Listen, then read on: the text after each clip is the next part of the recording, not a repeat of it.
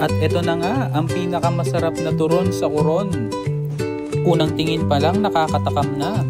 Super crispy ng wrapper at napakalambot ng kanyang saging na saba. Tara, samahan niyo ako at ituturo ko na sa inyo kung saan siya banda.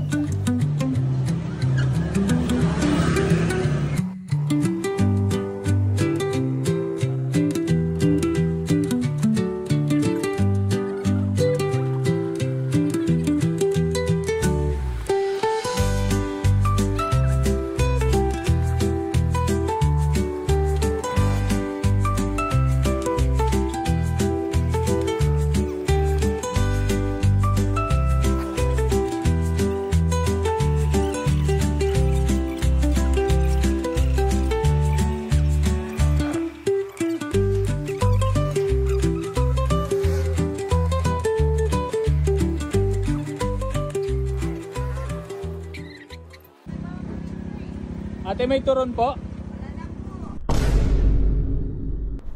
Aray ko po, parang hindi po tayo nakahabol guys. Bigla akong nanghina. Ano ba yan? Banana Q? Banana Q ka na lang? Ayun, nagluluto pa raw pala. Nagaluto pa po? Ng turon? Ilang minutes pa po? Mga anong oras po pwedeng bumalik? 4 po. Sige, mga 4:30 para sigurado, no? Sige po, balik na lang po. Mga 8 po. Hay, pinakaba naman ako ni nanay. Ayan, kaya nagbayad agad ako para siguradong may babalikan kami. Bumili na lang muna kami ng banana Q. At eto na nga, 4:25 na. Kaya naisipan na namin bumalik.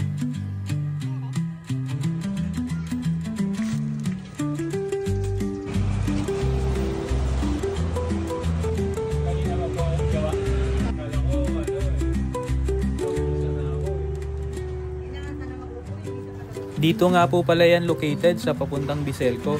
At tama po ang sinabi ni Glenmark sa una kong video. Shoutout sa iyo, Idol Glenn. At ayan, kumpleto na ang ating 8 turon na balot na ni ate.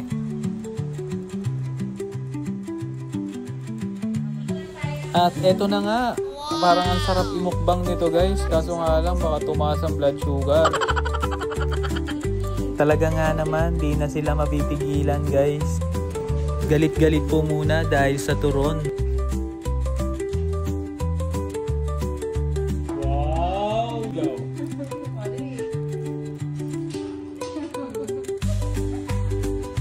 Okay?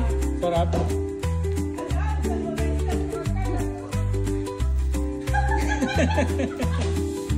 Ala Ron, grabe! Ang takaw nyo! Ha?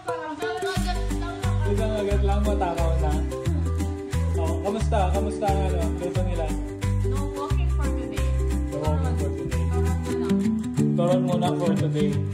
For today's dish. Wow, sarap na sarap sila.